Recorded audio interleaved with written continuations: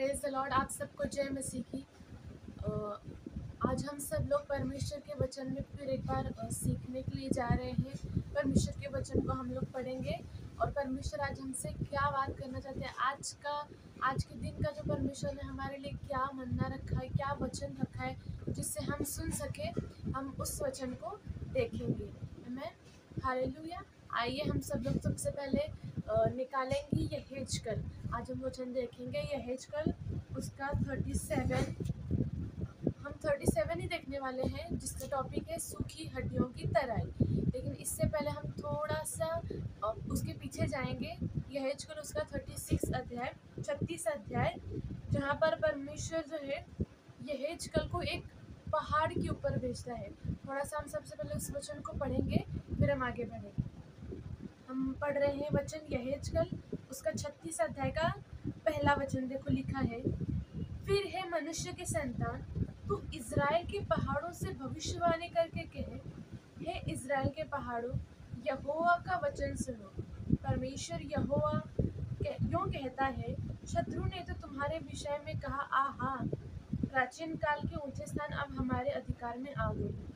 अभी जिस तरह मैंने कहा कि हम वचन देखने वाले हैं यहेजकल 37 मतलब 37 अध्याय, लेकिन उससे पहले हम वचन देख रहे हैं यहेजकल उसका 36 अध्याय। क्यों? क्योंकि जब हम इस 36 अध्याय का पहला वचन पढ़ेंगे ना, तभी हमें 37 अध्याय है वो हमको समझ में आएगा। इसलिए हम यहाँ पर पढ़ रहे हैं। देखो परमेश्वर यहाँ पर जब हम 36 अध्याय का पहला वचन पढ़ेंगे ना, तो यहाँ पे परमेश्वर यहेजकल को पहाड़ के ऊपर भेजता है ताकि वो पहाड़ों के ऊपर भविष्यवाणी करे। इससे पहले कि परमेश्वर यहेजकल को सूखी हड्डियों की तराई में भेजे, परमेश्वर ने उसको क्या किया, सबसे पहले पहाड़ों के ऊपर भविष्यवाणी करने के लिए भेजा। अब ये पहाड़ है क्या? पहाड़ क्या है? परमेश्वर और हमारा रिश्ता। हमारे और परमेश्वर के बीच में जो रिश्ता है वो ये पहाड़ को दिखाते हैं। जिस तरह पहाड़ एक मजबूत होता है, उसी तरह परमेश्वर चाहता है कि हमारा और परमेश्वर का जो रिश्ता है वो मजबूत हो। क्योंकि जिस तरह एक अकेला व्यक्ति मतलब चाहे कितने भी लोग एक साथ आ जाए लेकिन उस पहाड़ को हिला नहीं सकते, चाहे कितने भी आंधी आ जाए, तूफान आ जाए, लेकिन उस पहाड़ को हिला नहीं सकते। उसी तरह हमारा और परमेश्वर का वचन होना चाहिए ताकि कितनी भी आंधी आए, तूफान आए, मुसीबत आए, बीमारियां आए, तकलीफ आए, लेकिन हमारे और परमेश्वर के रिश्ते को कोई भी तोड़ ना सके। इतना हमारा जो रिश्ता है परमेश्वर के साथ मजबूत चाहिए। और इसलिए जिस तरह परमेश्वर यहेजकल को पहाड़ के ऊपर भविष्यवाणी करने के लिए भेजता है, उसी तरह आज परमेश्वर भी हमसे यही बात करे कि आज हमारा और परमेश्वर का रिश्ता क्या होना चाहिए, मजबूत होना ज़रूरी है। क्योंकि शत्रु तो चाहता है कि उस पहाड़ को यानी कि हमारे और परमेश्वर के रिश्ते को तोड़ दे, क्योंकि वो उस सिंह के समान खड़ा हुआ है कि कब आए और फाड़ के खा जाए। लेकिन जब परमेश्वर हमारे साथ है और अगर हमारा रिश्ता परमेश्वर के साथ अच्छा है, मजबूत है, तो उसको वो कभी भी तोड़ नहीं सकता है। आमीन। तो आइए हम लोग जो हमारा मेन टॉपिक है उसकी तरफ जाएंगे। यहेजकल 37 अध्याय हम लोग देख रहे हैं। ऊपर टॉपिक दिया गया है कि सूखी हड्डियों की तराई। अगर इस वचन को पढ़ेंगे, शायद आप लोगों ने इस वचन को पढ़ा भी होगा। तो यहाँ पर हम लोग पहला वचन पढ़ रहे, देखो यहाँ पे लिखा है, यहोवा की शक्ति मुझ पर हुई और वो मुझ में आत्मा समवाकर बाहर ले गया। सबसे पहले यहोवा की शक्ति मुझ पर हुई।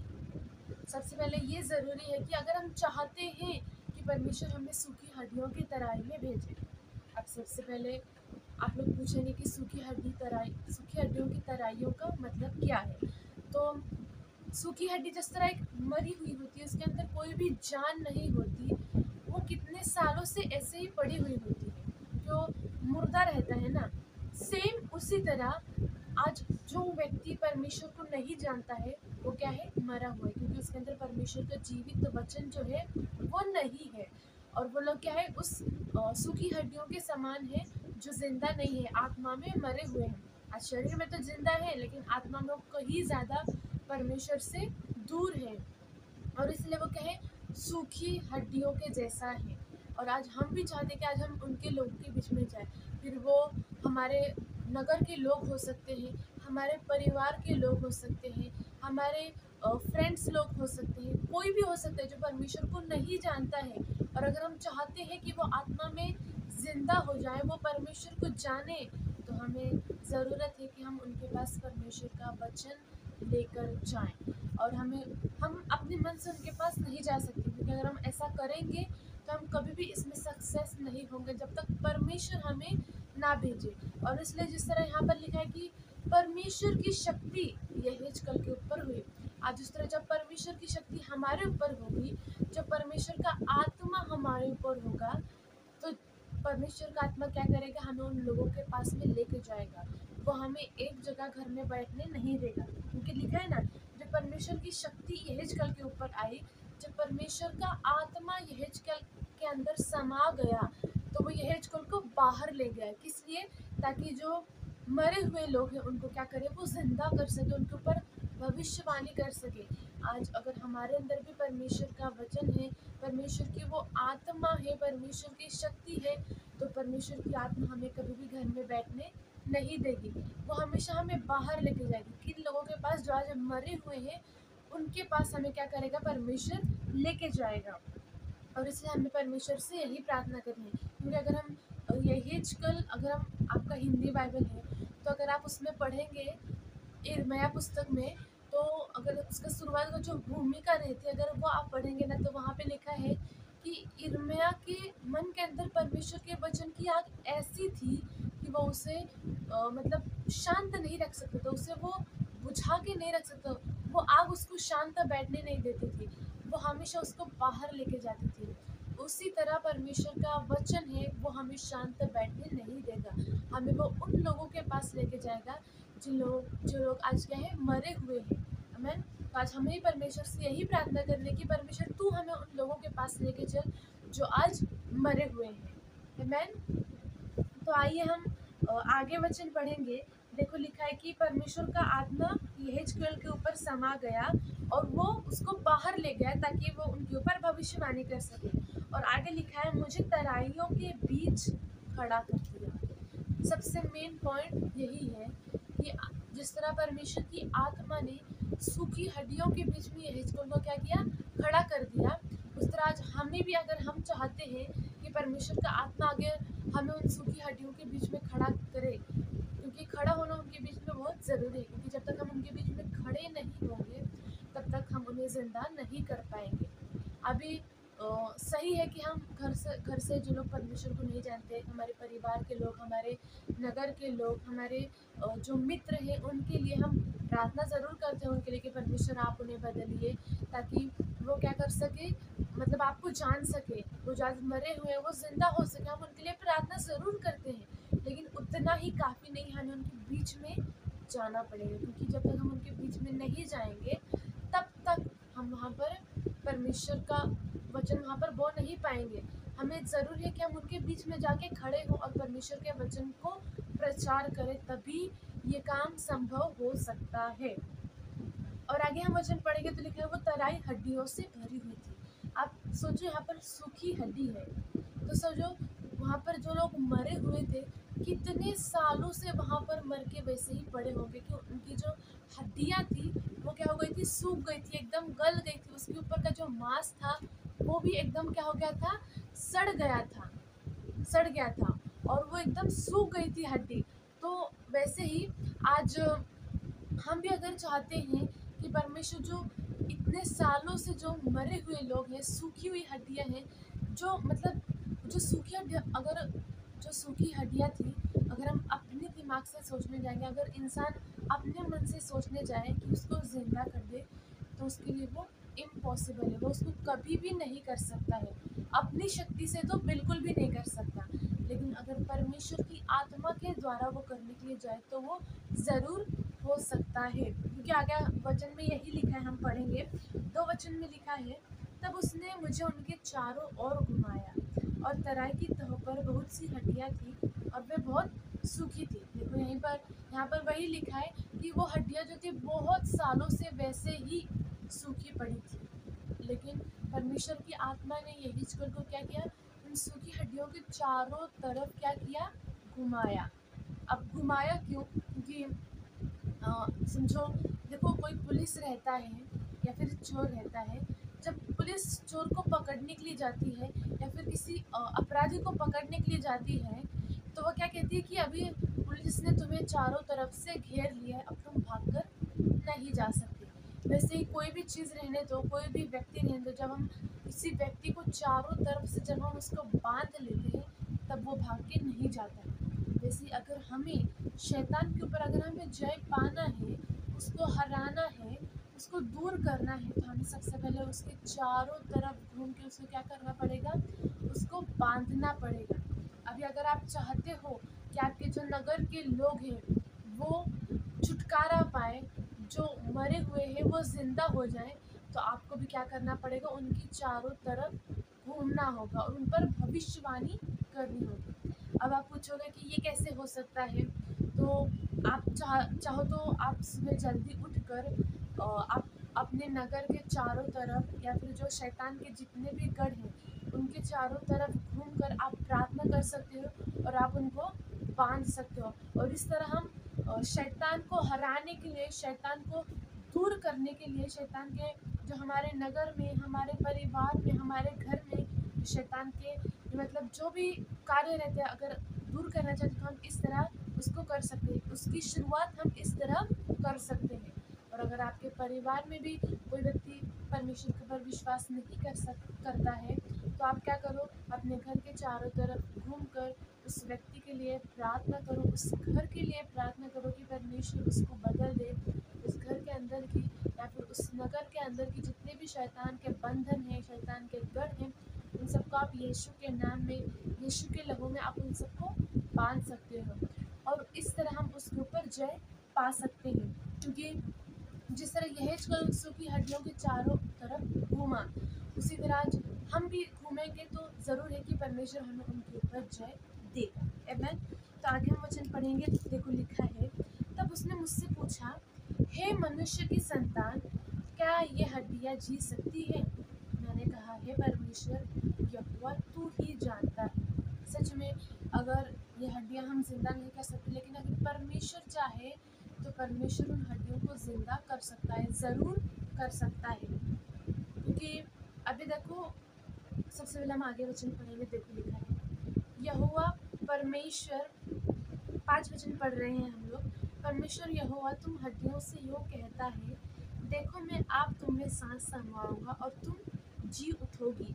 मैं तुम्हारी नसें उपजा कर मांस चढ़ाऊंगा, तुमको चमड़े से ढांपूंगा, तुम्हें सांस समवाऊंगा, तुम जी जाओगी, तुम जान लोगी कि मैं यहोवा हूँ। और आगे वचन लिखा है, इस आज्ञा के अनुसार मैं भविष्यवाणी करने लगा और मैं भविष्यवाणी कर ही रहा था कि एक आहट आई और भूईडोल हुआ और वे हड्डियाँ इकट्ठी होकर हड्डी से हड्डी जुड़ गई।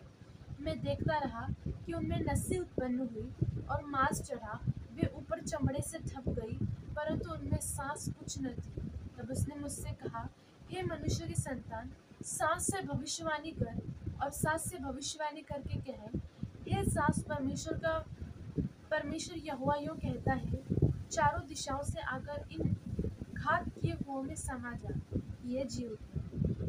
उसकी इस आज्ञा के अनुसार मैंने भविष्यवाणी की, तब सांस उनमें आ गई और वे जी कर अपने अपने पाँवों के बल खड़े हो गए और एक बहुत बड़ी सेना हो गई।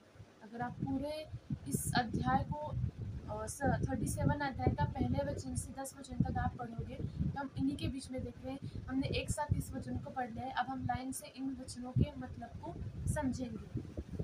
तो सबसे पहले परमेश्वर क्या कहता है कि तू जा और उन हड्डियों से भविष्यवाणी करके कह।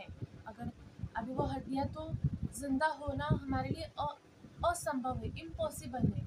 आज उस तरह हमारे भी जीवन में जो काम इम्पॉसिबल है, हम जो काम सोच भी नहीं सकते या फिर जो हमारे पास नहीं है, लेकिन हम चाहते हैं कि परमेश्वर वो हमें दे, तो हमें भी उन चीज़ों से क्या करना है? भविष्यवाणी करना है। अभी समझो आपके जीवन में कोई बीमारी है, अगर आप चाहते हो कि परमेश्वर उसको आपके जीवन से निकाले, कोई भी बीमारी हो सकती है, छोटी हो सकती है, बड़ी हो सकती है, कैंसर, HIV, TB, कोई भी बीमारी हो, और अगर आप चाहते हैं कि उस बीमारी से आप छुटकारा पाएँ, तो आपको क्या करना है? उनके ऊपर भविष्यवाणी करना है, यीशु के नाम में मैं तुझे आज्ञा देती हूँ। हमें जब हम जब उनके उनके ऊपर भविष्यवाणी करेंगे तो उनको हमारा जो शब्द है वो सुनना ही पड़ेगा, क्योंकि हमने अपनी शक्ति से नहीं कहा है, लेकिन परमेश्वर का वचन हमने वहाँ पर उनके ऊपर रखा है। जब हम परमेश्वर का वचन किसी चीज़ के ऊपर रखते हैं, परमेश्वर का नाम हम जब किसी चीज़ के ऊपर रखते हैं, तो वहाँ पर ज़रूर है कि जो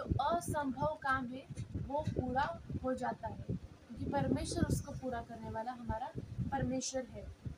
क्योंकि हम उसको नहीं कर सकते, लेकिन परमेश्वर के वचन के अंदर इतनी सामर्थ्य है कि वो कुछ भी कर सकता है। क्योंकि परमेश्वर का वचन कहता है कि परमेश्वर का वचन गांठ गांठ गूदे गूदे को छेदने की ताकत रखता है, वो आर पार छेद देता है। परमेश्वर का वचन दो धारी तलवार के समान है, इतना परमेश्वर का वचन सामर्थ्य है। और अगर हम उसी वचन के द्वारा हम अपने जीवन में उन चीज़ों के ऊपर जो असंभव है, जो हम कभी सोच भी नहीं सकते, उन चीज़ों के ऊपर जब हम भविष्यवाणी करेंगे तो ज़रूर है कि वो काम पूरा होकर रहेगा, ज़रूर होगा।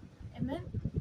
और आगे देखो, जब वो भविष्यवाणी करता है तो एक से एक हड्डियाँ जुड़ने लगती हैं, उन हड्डियों के ऊपर मांस चढ़ने लगता है, उनके ऊपर नसें आने लगती हैं, और वो एक शरीर बनकर बनकर तैयार हो जाता है।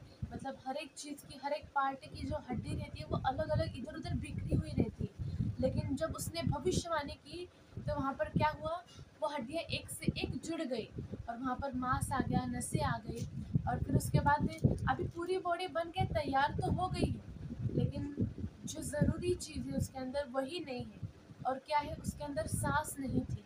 क्योंकि अगर कोई व्यक्ति पूरा, उसकी बॉडी तैयार है लेकिन अगर उसके अंदर सांस ही नहीं है, आत्मा ही नहीं है, तो वो व्यक्ति मरे हुए के समान ही है।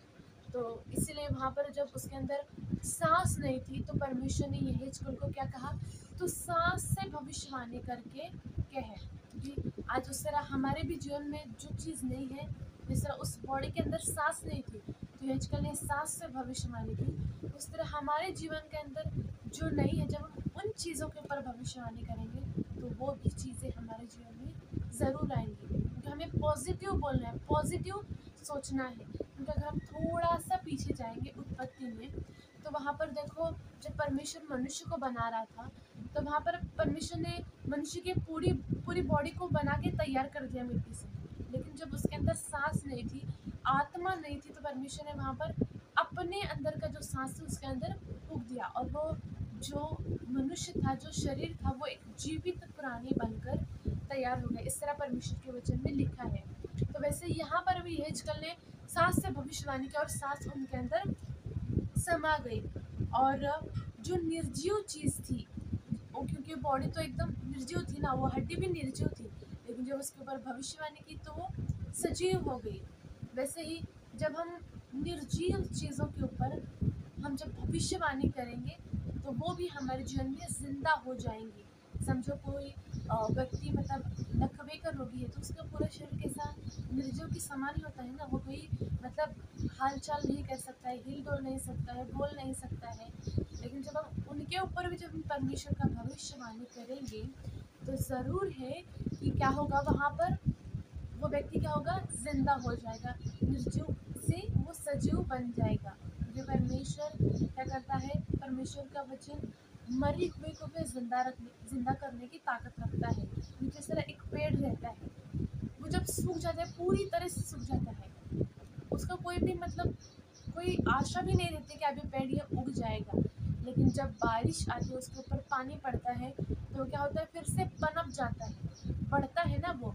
वैसे ही परमेश्वर का वचन है, सूखे से सूखे पेड़ को भी हरा भरा करने की ताकत रखता है। ये परमेश्वर का वचन यशायाह में अगर आप पढ़ेंगे तो वहाँ पे लिखा है, जिस तरह बारिश आती है और एक पेड़ को हरा भरा कर देती है, जिससे परमेश्वर का वचन आता है और वो मनुष्य को हरा भरा कर देता है। और आगे अगर आप 7 वचन में पढ़ेंगे, लिखा है कि इस आज्ञा के अनुसार यहेजकेल ने किया, मतलब वो करने लगा, और वहाँ पर भूईडोल हुआ और हड्डियों से हड्डियाँ जुड़ने लगी। सबसे पहले क्या ज़रूरी है कि अगर हम चाहते हैं कि परमेश्वर का वचन हमारे जीवन में कार्य करे, हम जो भी भविष्यवाणी करें जिन भी चीज़ों के ऊपर, ऐसे ही नहीं कि कोई भी उठे सुटे आकर बोल देगा और वैसा हो जाएगा, नहीं। उसके लिए परमेश्वर ने एक वहाँ पर एक क्या बोलते हैं अट दी है। क्या दी है? एक परमेश्वर ने क्या बोलते हैं एक ये दिया है कि अगर तुम ये करोगे तो ऐसा ही होगा। अभी हाँ, परमेश्वर ने तो कहा है कि तुम जैसा बोलोगे वैसा हो जाएगा। जिस तरह की मैंने अभी बताया, हम जब उन चीज़ों के ऊपर भविष्यवाणी करेंगे, जो चीज़ें हम अपने जीवन में चाहते हैं वैसा वो हो जाएगा। लेकिन इसके लिए एक ज़रूरी बात क्या है कि परमेश्वर चाहता है कि हम परमेश्वर की आज्ञा का पालन करें। क्योंकि जिस तरह यहाँ पे लिखा है कि परमेश्वर ने यह ने परमेश्वर की आज्ञा के अनुसार किया और उसके बाद वो हड्डियाँ जुड़ने लगी। आज वैसे जब हम परमेश्वर की आज्ञा के अनुसार कार्य करेंगे, परमेश्वर की आज्ञा का पालन करेंगे, जो भी परमेश्वर हमसे चाहता है हम जब उसके अनुसार करेंगे, तब क्या होगा? वहाँ पर परमेश्वर का वचन हम जो बोल रहे हैं, जब भविष्यवाणी कर रहे हैं, वहाँ पर कार्य करेगा, ज़रूर करेगा। लेकिन उसमें हमारी भी एक जिम्मेदारी है कि हम परमेश्वर के वचन का पालन करें। और जब उसने ऐसा किया तो वहाँ पर वो हड्डियाँ से हड्डियाँ जुड़ने लगी। वहाँ पर लिखा एक भूईडोल आ गया, एक भूकंप आ गया। और भूकंप आता है तो क्या होता है? सब कुछ हिल जाता है। वैसे ही जब हम परमेश्वर की आज्ञा का पालन करेंगे और भविष्यवाणी करेंगे ना, तो शैतान के गढ़ों पर ऐसा भूकंप आएगा कि सब कुछ वहाँ पर टूट कर गिर जाएगा और सिर्फ परमेश्वर का राज्य ही, परमेश्वर का वचन ही हर जगह पर राज्य करेगा। आमेन। आप सबको जय मसीह की कि परमेश्वर आप लोगों को इस वचन के द्वारा आशीष दे। बहुत कुछ परमेश्वर आप लोगों को इस वचन के द्वारा सिखाए। आप फिर एक बार इस वचन को पढ़िए। परमेश्वर इस वचन के द्वारा और गुप्त बातें आप लोगों के ऊपर प्रकट करेगा। इस वचन के द्वारा आप सबको परमेश्वर आशीष दे। आप सबको जय मसीह। आइए हम लोग एक बार प्रार्थना करेंगे इस वचन के लिए। परमेश्वर, जिन भी लोगों ने इस वचन को सुना है, आप उनको आशीष दीजिए, अपने वचन से भरिए, आपके वचन को पढ़ने के लिए, समझने के लिए ज्ञान बुद्धि दीजिए। और जहाँ कहीं पर भी लोग इस वचन को सुन रहे हैं, प्रभु जी, आपकी दया उनके ऊपर आने पाए, आपकी कृपा उनके ऊपर आने पाए। धन्यवाद करते हैं, आपका हाथ हम उन लोगों के ऊपर लेते हैं, आपके लहू में कवर करते हैं, आप उनसे बातें करिए राजा। धन्यवाद करते हैं, सारा आदर महिमा गौरव आपको देते हैं। और प्रार्थना मेरे उद्धार करता मुझे लेने आने वाले यीशुआ के नाम में मांगते हैं, सुन और कबूल कर। आमीन। हम आगे और वचनों के द्वारा हम मिलेंगे और भी परमेश्वर के वचन से हम लोग बात करेंगे। और आप लोग अगर ये वचन चाहते हैं कि ये वचन और भी लोगों तक पहुँचे, तो आप इस वचन को लोगों के पास शेयर भी कर सकते हैं। आप सबको जय मसीह।